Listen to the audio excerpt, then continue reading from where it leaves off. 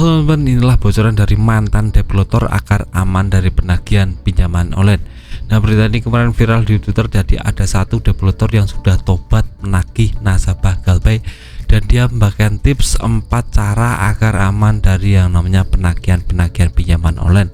Nah, ini tips dari mereka sendiri karena mereka sudah mengalami ini. Jadi saya akan rangkum tuntas di video kali. Jadi mohon simak video sampai habis ya teman. Nah, yang pertama, developer itu aslinya takut dan patuh pada aturan OJK.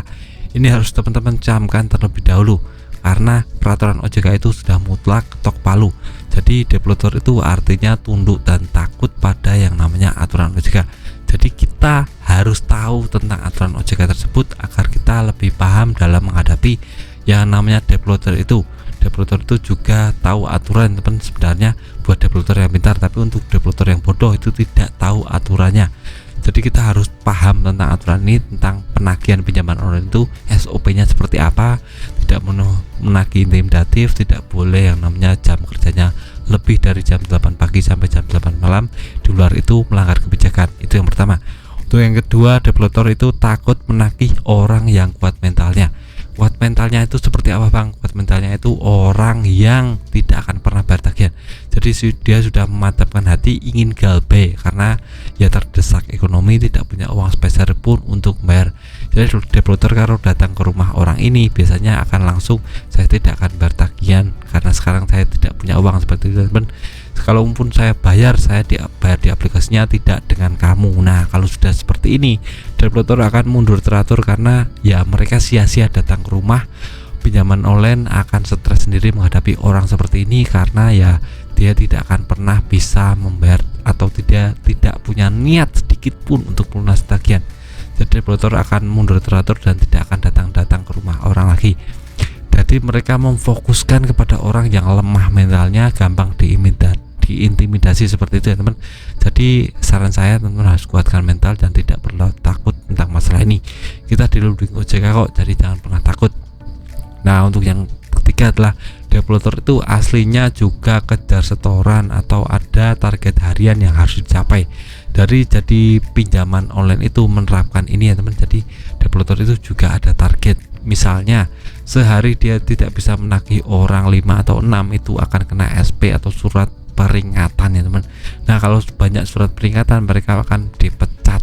Nah, ini bisa menjadi kabar buruk buat developer. Jadi mereka mau nggak mau harus meningkatkan akses mereka atau lebih agresif menagih. Jadi kalau kita ditagih lebih agresif itu kita harus berpikir, oh developer itu aslinya juga kejar setoran, mereka juga akan target harian yang harus dicapai. Jadi kita harus maklum tentang ini, tentang masalah itu. Jadi semakin banyak yang Galpay, developer akan dipecat semua ya teman, karena mereka tidak memenuhi kualitas untuk jadi developer. Jadi mereka akan dipecat kalau mereka tidak kejar target atau targetnya tidak terpenuhi seperti itu. Nah, untuk yang terakhir, developer sebenarnya bisa diajak negosiasi. Nah, negosiasi ini apa bang? Negosiasi ini tentang pelunasan pinjaman online. Kita bisa melunasi tentang masalah pinjaman pokok saja, tidak dengan bunga denda. Karena kasus yang banyak itu mereka punya uang besar ingin melunasi, tapi mereka terkendala bunga dan denda yang tidak sesuai ketentuan. Misalnya cuma 1 juta, itu bunga dan dendanya bisa sampai 2 juta ya teman.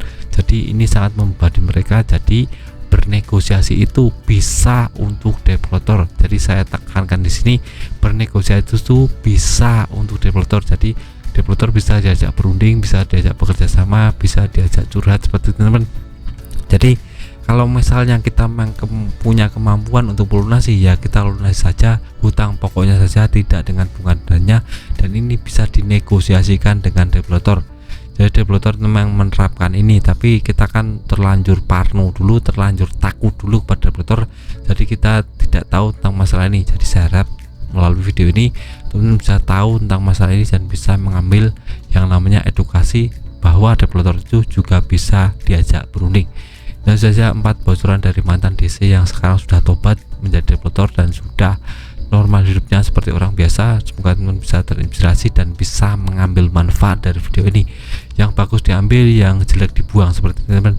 Video singkat dan saya dengan manfaat. Tetap semangat ke depan lebih baik.